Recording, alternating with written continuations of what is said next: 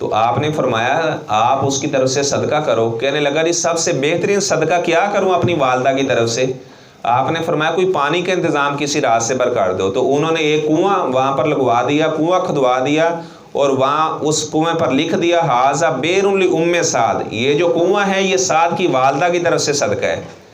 ایک صحابیہ نے کہا اللہ کے رسول صلی اللہ علیہ وسلم میری والدہ نے نظر مانی تھی کہ وہ حج کرے گی تو حج نہیں کر سکی, اس کی طرف سے میں حج کروں؟ آپ نے فرمایا مجھے بتاؤ اگر آپ کی والدہ نے کسی کا قرض دینا ہوتا تو آپ نے واپس کرنا تھا یا نہیں کرنا؟ اس نے کہا کرنا تھا. فرمایا پھر یہ اللہ تعالیٰ کا قرض ہے, اب آپ اس کی طرف سے حج کرو, حج کرنا پڑے گا.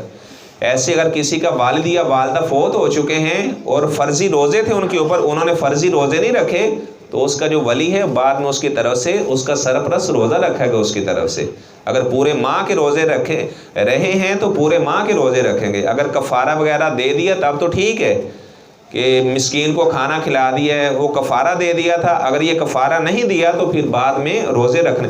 من ماتا, جو آدمی فوت ہو گیا اور اس کے ذمے روزے تھے, سامانو ولیو, تو اس کا ولی اس کی طرف سے روزے رکھے گا. ایسے ہی آپ صلی اللہ علیہ وسلم نے والدین کے حقوق میں سے ایک تو سب سے بڑا والدین کا حق یہ ہے کہ ان کے لیے دعائیں کرنا. رب ارحمہما کما ربیانی صغیرا. حضرت ابو ہریرہ جب اپنی والدہ کو ملتے تو یہ پڑھتے رب ارحمہما کما, یا اللہ میری والدہ کے اوپر رحمت کر, یا اللہ اس کے ساتھ شفقت والا معاملہ کرنا, یا اللہ جب میں چھوٹا تھا یہ بڑی شفقت میرے ساتھ کیا کرتی تھی. میں جب سکول میں پڑھتا تھا تو ایک لڑکا میرا کلاس فیلو تھا میٹرک میں, تو وہ رو رہا تھا. میں نے اسے کہا کیا ہوا یار, کیوں رو رہے ہو؟ تو کہنے لگا کہ میں آج صبح ناشتہ نہیں کر کے آیا تھا, تو میری والدہ, وہ کافی دور تھا اس کا گاؤں, تو گاؤں سے اس کی والدہ ناشتہ لے کر پیچھے سکول آ گئی. تو والدین نے تو اس طرح شفقت کر کر کے ہمیں پالا ہے. تو یہ ساری باتوں کو یاد رکھنا کہ جس وقت میں چھوٹا تھا تو کس قدر وہ میرے ساتھ شفقت کا معاملہ کیا کرتے تھے. میں ایک بار کوئی چیز پوچھا کرتا تھا, بار بار مجھے بتایا کرتے تھے. اگر والد کبھی کوئی چیز پوچھ لیتا ہے تو بار بار اسے بتائی جائے, غصہ نہ کیا جائے. اسی لیے فرمایا کہ جب وہ بڑھاپے کی عمر کو پہنچ جائیں تو آپ نے انہیں اف تک بھی نہیں کہنا, انہیں ڈانٹنا نہیں ہے, جھڑکنا نہیں ہے. آپ صلی اللہ علیہ وسلم نے قیامت کی علامات میں سے یہ بھی بیان کیا کہ قیامت کے قریب بیٹیاں ماؤں کی عزت نہیں کریں گی, ماؤں کی نافرمان بن جائیں گی, بیٹے اپنے والدین کے نافرمان بن جائیں گے. جب تک بیٹا گھر سے باہر ہوتا ہے تو بوڑھی ماں جاگتی رہتی, اسے نیند ہی نہیں آتی کہ میرا لال ابھی تک آیا ہی نہیں ہے. اس کا باپ وہ جاگتا رہتا ہے کہ میرا بیٹا ابھی تک آیا ہی نہیں ہے, اس کو نیند ہی نہیں آتی. بعد میں وہ آدمی پھر ان کی جھڑکوں کو بھی ترستا ہے, اب مجھے کوئی جھڑکنے والا ہی نہیں ہے. ماں باپ کی جھڑکیں یاد کر کر کے روتا ہے, اپنی والدہ کی جو یہ ڈانٹ ڈپٹ ہوتی ہے اسے یاد کر کر کے روتا ہے. تو آپ صلی اللہ علیہ وسلم نے والدین کے حقوق میں سے یہ بھی بیان کیا, دعا کرنا. میں نے بتایا حضرت ابو ہریرہ رضی اللہ تعالیٰ عنہ جب تک ان کی والدہ زندہ رہی انہوں نے حج نہیں کیا. لوگ کہتے ابو ہریرہ فلاں نے اتنے حج کر لیے ہیں, فلاں نے اتنے حج کر لیے, آپ بھی حج کے لیے جاؤ. کہتے ہیں میری بوڑھی والدوں نے کھانا کون کھلایا کرے گا؟ اپنے ہاتھ سے اپنی بوڑھی والدہ کو کھانا کھلایا کرتے تھے. جب ان کی والدہ نے وفات پائی تو اس کے بعد حضرت ابو ہریرہ رضی اللہ تعالیٰ عنہ نے حج کیا. حج جیسی عبادت کو چھوڑ دیا, کہتے ہیں ماں کی خدمت مقدم ہے. اور آپ صلی اللہ علیہ وسلم نے فرمایا, حضرت عمر سے اور صحابہ کو خطاب کیا, فرمایا کہ یمن کا ایک آدمی ہے, اس کا نام اویس کرنی ہے, اس کو برس کا مرض تھا. برس کا مرض ہوتا ہے کہ آدمی کا جسم سفید ہو جاتا ہے, پھل بیری بھی جسے ہم کہتے ہیں. فرمایا کہ اس کا برس کا مرض ختم ہو گیا, صرف 2-3 انگلیوں کے برابر ابھی بھی اس کا برس کا مرض ہے. فرمایا عمر جو بھی آپ میں سے اس سے ملاقات کرے اس سے دعا کر, بخشش کی دعا کروا لے اس سے.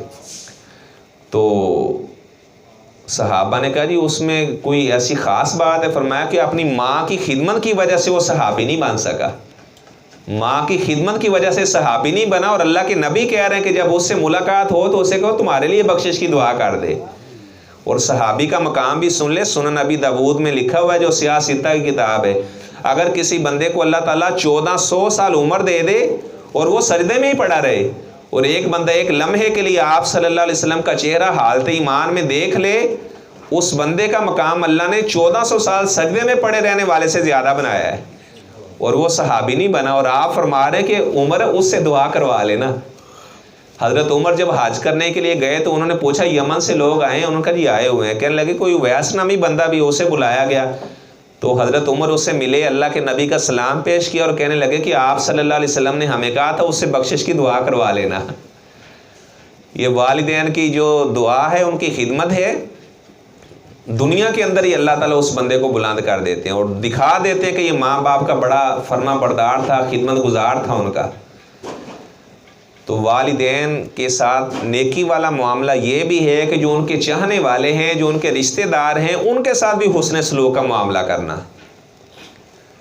اور اگر والدین مشرک بھی ہیں تب بھی ان کے ساتھ حسن سلوک والا معاملہ کرنا۔ اسماء بنت ابی بکر آپ صلی اللہ علیہ وسلم کے پاس آئی، آپ کی سسٹر ان لا بھی تھی، وہ کہنے لگی اللہ کے رسول صلی اللہ علیہ وسلم میری والدہ آئی ہے اور وہ مشرکہ ہے۔ حضرت عائشہ کی وہ باپ کی طرف سے بہن تھی، یعنی اللاتی بہن اسے کہا جاتا ہے، ماں کی طرف سے بہن، دونوں کی مائیں علیحدہ علیحدہ تھی، باپ ایک ہو تو اسے اللاتی بہن بھائی کہا جاتا ہے۔ زبیر بن عوام کی یہ بیوی تھی، کہنے لگی میری والدہ آئی اور وہ مشرکہ ہے تو میں اس کے ساتھ حسن سلوک کروں، صلہ رحمی کروں؟ فرمایا ہاں ہاں بالکل اپنی والدہ کے ساتھ صلہ رحمی کرو۔ اب آپ کو یہ بھی میں ایک نسخہ بتا دوں، اگر کسی کے پیسے تھوڑے ہیں، پیسوں کو بڑھانا چاہتا ہے، عمر لمبی کروانا چاہتا ہے، تو آپ صلی اللہ علیہ وسلم نے یہ بھی ہمیں نسخہ بتایا ہے۔ آپ نے فرمایا من سرہ ان یمد لہ فی رزقی و یزداد فی عمری، فرمایا کہ جو بندہ چاہتا ہے اس کے رزق کو اللہ تعالیٰ وافر کر دے، جو 7 پشتوں تک ختم نہ ہو، اور اللہ تعالیٰ اس کی عمر کو لمبا کر دے، فرمایا فلیبر بوالدیہ، ماں باپ کے ساتھ نیکی کیا کرے، ولیصل رحمہ، صلہ رحمی والا ان کے ساتھ معاملہ کیا کرے، تو اللہ تعالیٰ رزق بھی وافر عطا فرمائیں گے اور اللہ تعالیٰ اس کی عمر کو بھی لمبا کر دیں گے۔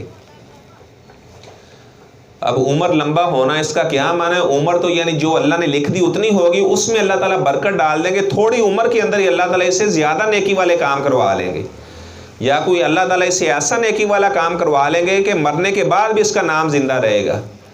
بعض ایسے لوگ ہیں جو اپنے والدین کے نافرمان ہیں تو وہ زندہ رہ کر بھی مرے ہوئے ہیں، بعض ایسے لوگ ہیں جو اپنے والدین کے فرما بردار تھے، دنیا سے جا چکے، آج بھی ان کا نام زندہ ہے۔ اللہ تعالیٰ ناموں کو زندہ کر دیتا ہے جو ماں باپ کے خادم ہوتے ہیں، ماں باپ کے فرما بردار ہوتے ہیں۔ تو والدین کے رشتہ داروں کے ساتھ حسن سلوک والا معاملہ کرنا، آپ صلی اللہ علیہ وسلم نے فرمایا کہ سب سے بڑی نیکی یہ ہے کہ آپ کے والدین کے جو چاہنے والے ہیں ان کے ساتھ حسن سلوک کا معاملہ کرنا۔ آخری حدیث ہے، اس کے بعد میں اپنی بات کو ختم کرتا ہوں۔ مسلم شریف کی روایت ہے،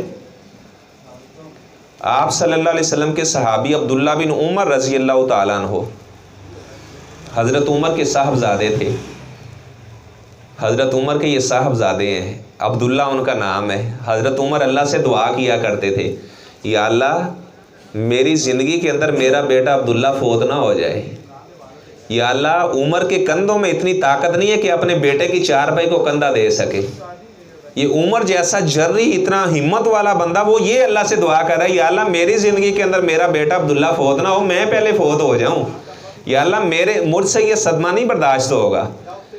تو عبداللہ بن عمر رضی اللہ تعالیٰ عنہ جا رہے تھے، آگے دیکھا تو ایک دیہاتی سا آدمی وہ پیدل آ رہا تھا، یہ گدھے پر سوار تھے، جس طرح ہمارے ہاں گاڑیاں اس وقت گدھے اونٹ وغیرہ یہ سواریاں ہوا کرتی تھی۔ تو جیسے انہوں نے دیکھا یہ اپنی سواری سے نیچے اترے، اپنے سار کے اوپر جو پگڑی تھی اس کے سار کے اوپر رکھی، کہنے لگے کہ آپ یہ میرا گدھا لے لیں، آپ اس کے اوپر سوار ہو کر جائیں۔ ان کا جو خادم تھا ساتھ وہ کہنے لگا جی یہ دیہاتی آدمی تھا، آپ اسے ویسے کوئی درم دینار دے دیتے تو اس نے راضی ہو جانا تھا، چند درموں پر ہی آپ نے گدھا بھی اسے دے دیا، اپنے سر کی پگڑی بھی اتار کر اس کے سر پر رکھ دی۔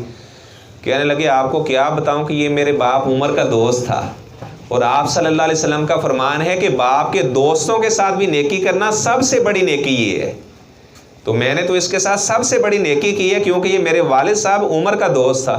ہمارے معاشرے میں کیا ہوتا ہے، باپ فوت ہو جاتا ہے، جو اس کا بیٹا ہوتا ہے، جو باپ کے دوست ہوتے ہیں وہ انہی کے ساتھ دشمنی ڈال کر بیٹھا ہوتا ہے، وہ اپنے چچاؤں کے ساتھ ہی دشمنی ڈال کر بیٹھ جاتا ہے، اپنے ماموں کے ساتھ ہی لڑ کر بیٹھ جاتا ہے، جبکہ باپ ساری زندگی ان کی بڑی عزت کرتا رہا۔